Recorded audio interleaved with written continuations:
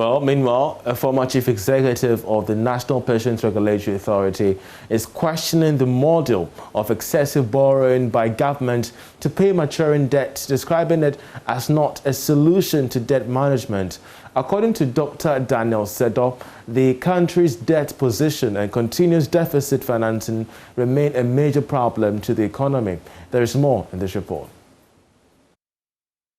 Speaking as one of the key guests at the UPSA Alumni Symposium on the 2021 budget, Dr. Sedo called on government to stop taking loans for consumption, but rather borrow to own productive assets.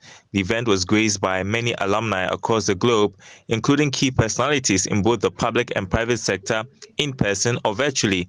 They shared perspectives on how to get the economy on a sound footing and create hope for the citizenry. Dr. Sedo said the country's economy should create employment through the utilization of productive assets. The little contribution is that these are my productive areas. Can you give some concessionary loans to these productive sectors? Push them to do well, push them to employ more people.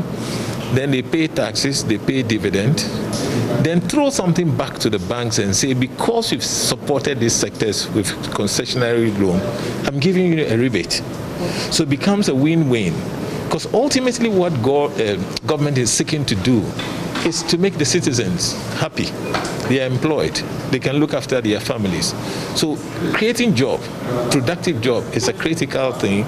Getting companies also working and be profitable is a critical thing. And if everybody is being productive, everybody will pay tax and everybody will be a winner. So I do not believe that the taxes should come ahead of the production. I do not. And I do not think that the banks that survive should be punished, literally, for the sins of other people. I do not think that is fair. We can't borrow our way out of the situation. Because if you look at the numbers critically, the borrowings are not in productive sectors. We are not sweating the borrowing well enough. And so because of that, the revenues that the borrowing should generate for us, they are not. And you see that we borrow to pay for maturing debt. And that in itself, we are only prolonging or delaying the effect that it will have on us. The world will not get easier anytime soon. It will be competitive, and we are not developing the human skills to even be competitive. We should be thinking of ventures that we can use our brains to do things and make a lot more money and then pay taxes to solve that. Again, I would say we should be looking at our costs. The expenses we generate in doing things are just unsustainable, and that is serious. The borrowing we have to stop at a certain point in time. For his part, Director General of the Internal Audit Agency, Dr. Eric Oduro-Osai, said the 2021 budget failed to provide continuity plan towards economic recovery. According to him, the budget will rather overburden businesses than make economic gains. The main challenges of this budget, as I see from the mine presentation, are as follows.